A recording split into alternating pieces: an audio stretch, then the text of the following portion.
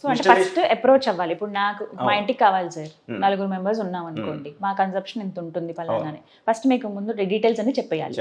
So మేము solar grid మీరు మాకు ఇవ్వాల్సిందల్లా మీ లొకేషన్ ఒక చెప్తే అండ్ ఎలక్ట్రిసిటీ బిల్ మీరు ఈ రెండు మాకు ఇస్తే సరిపోతుంది. ఎన్ని మంత్స్ ఇవ్వాలి సార్? 1 మంత్ ఇస్తే మేము ఆన్లైన్ లో లాస్ట్ 1 ఇయర్ మేము యావరేజ్ తీసేసుకుంటాము. సో ఫర్ ఎగ్జాంపుల్ 1 కిలోవాట్ మనకు 120 యూనిట్లు నెలకి జనరేట్ చేస్తుందండి.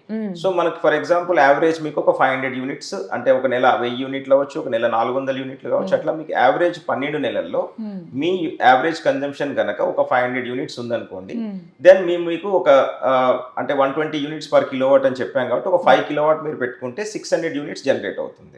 120 into 5 కిలోవాట్. సో 600 యూనిట్లు కాబట్టి యావరేజ్ 500 కావాలి కాబట్టి ఒక 100 యూనిట్స్ మనం ఎక్సెస్ పెట్టుకుంటే ఒక బెటర్, 1 కిలోవాట్ ఎక్స్ట్రా పెట్టుకుంటే మనకు బెటర్. సో 5 కిలోవాట్ మేము సజెస్ట్ చేస్తాం. సో మీ కాంట్రాక్టెడ్ లోడ్ కనుక 5 కిలోవాట్ ఉంటే ఎలక్ట్రిసిటీ డిపార్ట్మెంట్ వాళ్ళకి మనం ఫీజిబిలిటీకి అప్లై చేస్తాం. ఈ కస్టమర్ కు 5 కిలోవాట్ కావాలి అని చెప్పి మీ తరపునే మేము అప్లై చేస్తాం. చేసిన తర్వాత వాళ్ళు ఫీజిబిలిటీ మనకి ఇస్తారు.